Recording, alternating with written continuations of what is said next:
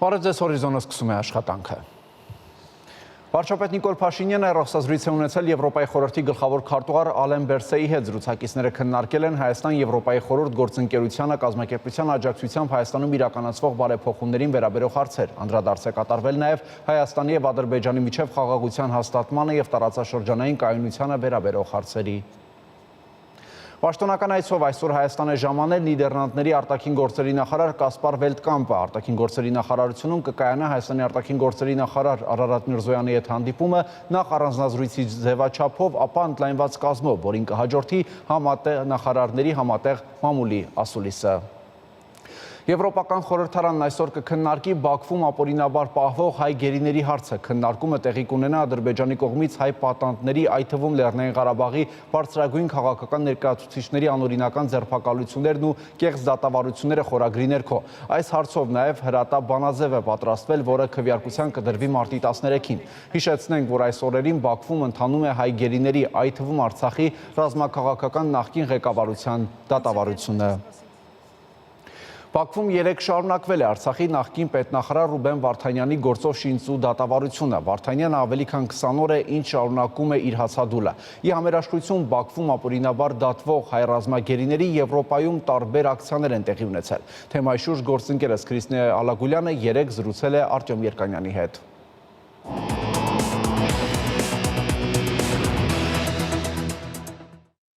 Իսկապես տպավորություն է ստեղծվում, որ ինչ-որ բան սկսում է փոխվել, ամենայն դեպս վերջին օրերի ընթացքում մի շարք եվրոպական երկրների խորհրդարանականներ ամենաբարձր մակարդակով անդրադառնում են այդ խնդրին։ Վաղը Եվրախորհրդարանում կկայանան հատուկ լսումներ, որոնք նվիրված են Ադրբեջանում ապօրինաբար դատվող հայ պետական գործիչներին եւ ռազմագերիներին։ Եվ ենթադրվում է, որ արագ ընթացակարգով ներկայացվող Բանաձևի նախագիծ կներկայացվի, որը հավանաբար քվեարկությամբ կդրվի արդեն վաղը մյուս օրը։ Շվեյցարիայում երկրի խորհրդարանի վերին պալատը կանտոնների խորհուրդը մարտի 18-ին քննարկում կկազմակերպի նույնպես գերիների եւ ընդհանրապես Արցախյան խնդրի վերաբերյալ։ Հիշեցնեմ, դեռևս անցած տարվա հոկտեմբերին Շվեյցարիայի խորհրդարանի ստորին պալատը ընդունել էր բանաձև, որով կոչ էր անում կառավարությանը կազմակերպել միջազգային կոնֆերանս, որի նպատակը պետք է լիներ նպաստել դրան, որպեսզի Արցախի հայերը վերադառնան հայրենիք միջազգային երաշխիքներով։ Մեկ այլ եվրոպական երկրի Շվեդիայի խորհրդարանի մի մեծ խումբ պատգամավորներ հայտարարությամբ հանդես եկան ի համերաշխություն Ադրբեջանում ապօրինաբար դատվող Հայաստանի քաղաքացիների, մասնավորապես Հայաստան Շվեդիա բարեկամական խմբի անդամներն են ստորագրել այդ նամակը եւ այդ խմբի անդամ Էրիկ Հելսբորնը հիշեցրել է, որ Freedom House-ի ազատության ինդեքսի համաձայն,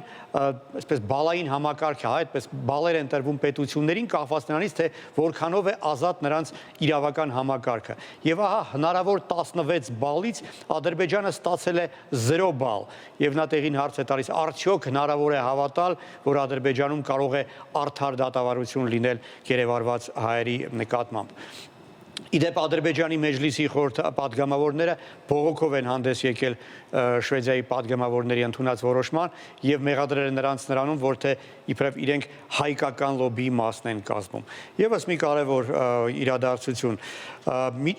սոցիալիստ երիտասարդների միջազգային կազմակերպությունը, որը միավորում է սոցիալիստական կուսակցությունների երիտ թևերի ավելի քան 100 կազմակերպություններ, նույնպես հայտարարությամբ է հանդես եկել դատապարտելով Ադրբեջանում տեղի ունեցող այդ շինծու դատավարությունը եւ պահանջելով միջազգային կառույցներից, մասնավորապես ՄԱԿ-ից եւ Եվրամիությունից գնահատական տալ տեղի ունեցածին եւ նպաստել հայ ռազմագերիների անհապաղ ազատ արձակմանը։ Արտեմ, իսկ իրավապաշտպանները կարծես թե լռում են։ Իսկապես, երբ լռում է Կարմիր խաչի միջազգային կազմակերպությունը, դա դեռ կարելի է հասկանալ, Ադրբեջանում արդեն սպառնում են այդ կազմակերպությանը վտարել Ադրբեջանից, թե ինչու են այսպես adekvat գնահատական չեն տալիս մյուս միջազգային կազմակերպությունները, ռեժիմ հասկանալի չէ, բայց այստեղ եւս ինչ-որ բան սկսում է փոխվել։ Երեք Բերլինում բավական մեծ բողոքի ցույց տեղի ունեցավ, այն կազմակերպվել էր Բրանդերբուրգյան այդ դարպասների մոտ եւ տասնյակ 100-ին մոտ հասնող իրավապաշտպաններ, ընդ որում ոչ բոլորն էին հայ, կարծում եմ նույնիսկ կեսից 1%-ից պակասն էին հայ։ Նույնպես դիմել էին ՄԱԿ-ի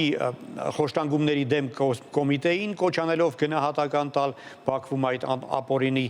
գործընթացին եւ Կարմիր խաչին նույնպես եւ նաեւ կոչ էին արել Եվրամիությանը, Գերմանիայի եւ Ֆրանսիայի իշխանություններին Ադրբեջանի դեմ պատժամիջոցներ կիրառելու առաջարկով։ Այս ակցիայի կազմակերպիչներից մեկը Գերմանիայի իրավապաշտպան կազմակերպությունների կոալիցիան էր, որը հայտարարել է, որ նմանատիպ բողոքի եւ համերաշխության ակցիաներ է անցկացնելու եվրոպական այլ մայրաքաղաքներում։ Այսինքն հավանաբար շուտով Փարիզում, եվրոպական այլ խոշոր քաղաքներում նման ակցիաներ տեղի կունենան եւ նույնչափ հնչեղությամբ։ Այդ կազմակերպությունը Գերմանիայի իրավապաշտպան կազմակերպությունների կոալիցիան դիմել է Եվրոխորհրդանին պաշտոնական պետիցիայով կոչ անելով պատժամիջոցներ կիրառել Ադրբեջանի դեմ։ Կարևոր էր նաև այն, որ պակիստանցի հայտնի իրավապաշտպան Սեյիդա Գուլամ Ֆաթիման հայտարարել էր, որ մտադիր է մեկնել Բաքու ներկա լինելու համար այդ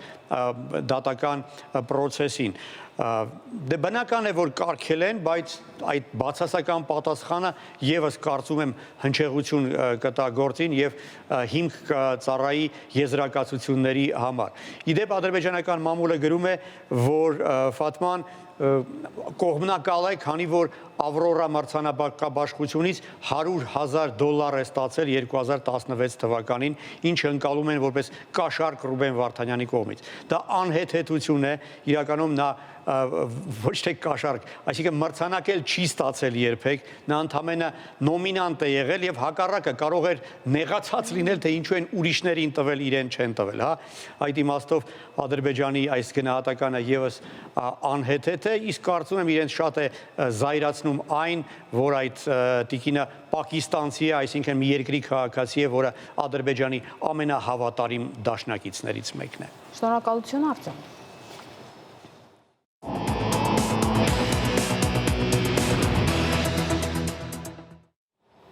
Ուկրաինան համաձայնել է ընդունել անհապաղ 30-օրյա հրադադարի մասին Միացյալ Նահանգների առաջարկը եւ քայլեր ձեռնարկել կայուն խաղաղության վերականգնման ուղղությամբ։ Այս մասին նշված է Սաուդյան Արաբիայի, Միացյալ Նահանգների եւ Ուկրաինայի բանակցություններն ամփոփող համատեղ հայտարարության մեջ։ Երկու կողմերը նաեւ պայմանավորվել են, որքան հնարավոր է շուտ Ուկրաինայի օգտակար հանածոների մասին համաձայնագիրը ստորագրել։ Դրանում նշվում է նաեւ, որ Միացյալ Նահանգները կվերսկսի հետախուզական տվյալների ռազմական օգնության տրամադրումը Ուկրաինային։ Լրագրողների հետ զրույցում Միացյալ Նահանգների պետքարտուղարը ասել է, որ նրանք պատրաստ են նստել սեղանի շուրջ եւ ինքն այդ առաջարկները կփոխանցի Ռուսաստանին եւ որ այժմ գնդակը Մոսկվայի դաշտում է։ Իդեպ Reuters գործակալությունը հողում անելով իր աղբյուրներին նշել է, որ այսօր կամ վաղը Միացյալ Նահանգների ներկայացուցիչները կհանդիպեն Ռուսաստանի իրենց գործընկերների հետ, իսկ Միացյալ Նահանգների նախագահը հայտարարել է, որ Զելենսկին դարձյալ կհրավիրի Սպիտակ տուն։ Ֆրանսիայի նախագահ Էմանուել Մակրոնը շուրջ 30 երկրների գլխավոր շտաբերի պետերին կոչ արել ձեռնամուխ լինել Ուկրաինայի համար անվտանգության հուսալի երաշխիքներ սահմանող պլանի մշակմանը։ Այս մասին նշվում է Ելիսեյան պալատի կոմունիկեում։ Հավաքը տեղի է ունեցել Փարիզում Ֆրանսիայի նախագահի նախաձեռնությամբ։ Մակրոնն ասել է, թե հաշվի առնելով հաշտության բանակցությունների արագացումը, նախագահը պարզաբանել է, որ այսօր պետք է հայեցակարգից անցնեն պլանի անվտանգության վստահելի երաշխիքներ սահմանելու նպատակով, որպեսզի Ուկրաինայում հնարավոր դառնա հաստատուն եւ երկարատև խաղաղությունը։ Երեկ տեղի ունեցել քաղաքացիական պայմանագիր կուսակցության վարչության նիստ, որը վարել է վարչության նախագահ վարչապետ Նիկոլ Փաշինյանը, քննարկվել են Գյումրիի եւ Փարաքարի թիմ ընտրություններին իրավապահ համակարգի բարեփոխումների ընթացքին առնչվող, ինչպես նաեւ կուսակցական բնույթի հարցեր։ Մարտի 30-ին նշանակված թիմ ընտրություններին մասնակցող քաղաքական ուժերին հերթական համարներ տրամադրելու համար կենտրոնական ընտրական հանձնաժողովում 3 իրականացվել են վիճակահանություններ։ Հիշեցնենք, որ ընտրությունները տեղի են ունենալու Փարաքար եւ Գյումրի համայնքներում։ Այն կուսակցությունը կամ կուսակցությունների դաշինքը, որը մասնակցել է Փարաքարի համայնքի համար անցկացված վիճակահանությանը, Գյումրի համայնքի համար անցկացվող վիճակահանությանն այլևս չի մասնակցել, որովհետև ըստ օրենքի այդ համայնքում եւս լինելու է նույն համարի քվեաթերթիկ։ Երազող ներկայացուցիչների մասնակցությամբ իրականացած վիճակահանության արդյունքում առաջինը ներկայացնեմ հավելված երկուսը, ըստ որի Արմավիրի մարզի Փարաքար համայնքի հավաքանու արտահերթ ընտրություններին մասնակցող կուսակցությունների դաշինքներին տրամադրված հերթական համարները Համար 1 քաղաքացիական պայմանագիր կուսակցություն, համար 2 միասնություն կուսակցությունների դաշինք, համար 3 ազգային առաջընթաց կուսակցություն եւ համար 4 կայունություն կուսակցություն։ Եվ հավելված համար 4-ը Շիրակի մարզի Գյումրի համայնքի ավականու արտահերթ ընտրություններին մասնակցող կուսակցությունների դաշինքներին տրամադրված հերթական համարները։ Համար 1 քաղաքացիական պայմանագիր կուսակցություն, համար 2 Հայաստանի կոմունիստական կուսակցություն, համար 3 ապրելու երկիր կուսակցություն, համար 4 Մայր Հայաստան կուսակցությունների դաշինք, համար 5 Հայաստանի աշխատավորական սոցիալիստական կուսակցություն, համար 6 Եվրոդաշինք կուսակցությունների դաշինք, համար 7 դեմոկրատական այլընտրանք կուսակցություն, համար 8 մեր քաղաքը կուսակցությունների դաշինք, համար 9 ինզոր համայն կուսակցություն։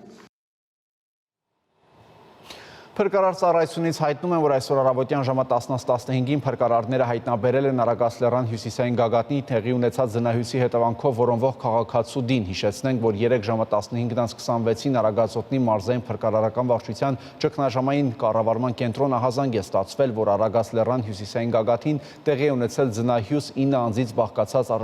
արշավախումբը մնացել է զնահյուսի տակ, 8-ը դուրս են բերվել, իսկ 1-ն անհետ կորել է։ Փրկարարական որոնողական աշխատանքներին մասնակցել են Հրշեջ փրկարարական ջոկատի օպերատիվ խմբեր, ինչպես նաև 17 փրկարարական ծառայող, հատուկ նշանակության փրկարարական աշխատանքների իրականացման կենտրոնի 13 փրկարարական ծառայող, ալպինիզմի և լեռնային տուրիզմի հայկական ֆեդերացիայից 4 ալպինիստ։ Աշխատանքներին ներգրավել են նաև Armenia Helicopters ընկերության ուղղաթիռ։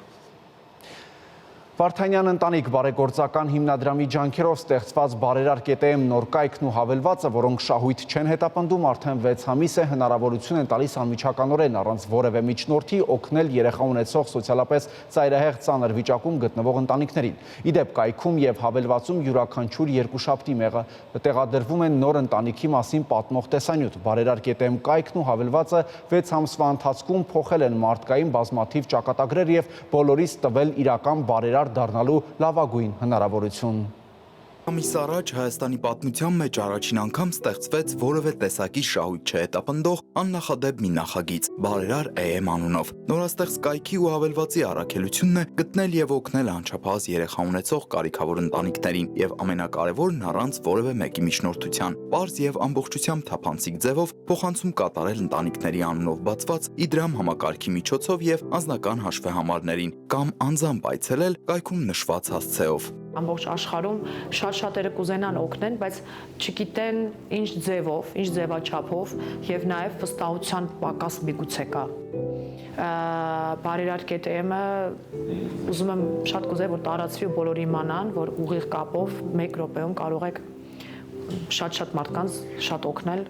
Գաղափարն իրագործելու համար անհրաժեշտ էր, որ համախմբվեր ամբողջ հայ ժողովուրդը։ Այս կարճ ժամանակահատվածում կայքի եւ հավելվածի նկատմամբ վստահության շնորհիվ հազարավոր մարդիկ ընտանիքներին օգնության ձեռք մեկնեցին։ Դրամական փոխանցումների եւ տարբեր նվիրատվությունների շնորհիվ բազմաթիվ մարդկանց ճակատագրեր փոխվեցին։ Այս չարացած ու զայրացած, այս անորոշ ու աղմկոտ, այս ագրեսիվ ժամանակներում շատ կարևոր է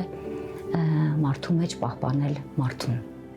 Մարդկանց կողմից այլ մարդկանց հանդեպ մարդկային վերաբերմունքի արտահայտումը։ Երբեմն մենք չենք էլ պատկերացնում, թե մեզ համար աննշան թվացող վերաբերմունքը ինչքան կարևոր կարող է լինել մեր դիմացինի համար։ Անգամ Աստվածաշնչում է ասվում հետևյալ կերպ. քանի որ կարիքավորներն անպակաս են լինելու երկրի վրա, դրա համար էլ պատգամելով ասում եմ, քո աղքատ եղբոր եւ քո երկրում չքավոր մարդկանց նկատմամբ առատաձեռն եղիր։ Ընտանիքներին օգնելու ցանկություն հայտնեցին ինչպես շարքային քաղաքացիներ, այնպես էլ հանրության կողմից սիրված եւ ճանաչված արտիստներ՝ Լուիզ Աղամբարյանը, Հարություն Մովսիսյանը, Միքայել Պողոսյանը, Էվելինա Շահիրյանը, Սոնա Ռուբենյանը, Իվետա Մուկուչյանը եւ մի քանի տասնյակ հայտնի այլ արտիստներ իմանալով նորաստեղծ հարթակի բարերար ԵՄ-ի մասին անմիջապես արձագանքեցին, օգնելու սոցիալապես անապահով ընտանիքներին։ Ես վստահ եմ, որ ցանկացած աշխատող մարդ իր աշխատածից որոշ չափ կարա հատկացնի կարիքավոր մարդկանց, այն մարդկանց, ովքեր որ այս պահին իրենց մոտ ինչ-որ բան դժվար է ընթանում, վստահ եմ, որ բոլորը կարող են անել ու անպայման արեք բարեգործություն, որովհետև դրանից մեծ հաճույք երևի թե չստանաք կյանքից։ Անում ես ոչ թե դա ցուցադրելու մանավանդ թե գործը վերաբերում է բարեգործության, դու անում ես քո համար ու բնականաբար այդ անելուց հետո քեզ շատ լավ ես զգում, որ կարողացել ես գոնե այսքան օգնել որևիցե մեկին։ Բարեգործությունը յուրահատուկ սիրո դրսևորում է, որն արտահայտվում է ամենապարզ քայլերի միջոցով։ Միմյանց օգնելու գաղափարն այս ընթացքում վարակեց բազմաթիվ մարդկանց։ Այսօր էլ նրանք են փորձում իրենց օրինակով մյուսներին էլ ուղղորդել դեպի աստվածահաճո մարդկային փոխհարաբերություններ։ Ես ամբողջ սրտով, ամբողջ մտքով եւ հոգով ողջունում եմ բարերար կետեյեմի մարդասիրական եւ մարդանվեր գործունեությանը, որը խթան է հանդիսանում այն մարդկանց, ովքեր ունեն սիրո, ջերմության եւ օգնության կարիք,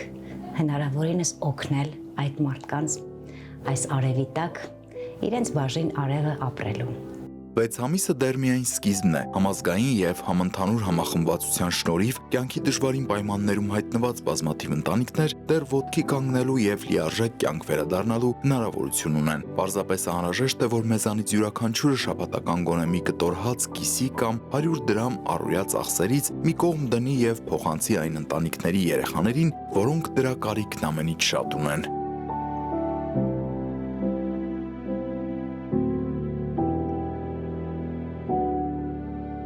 Շանթ հեռուստաընկերություն Հորիզոն։ Այսքանը կհանդիպենք ժամը 15-ին առայժմ։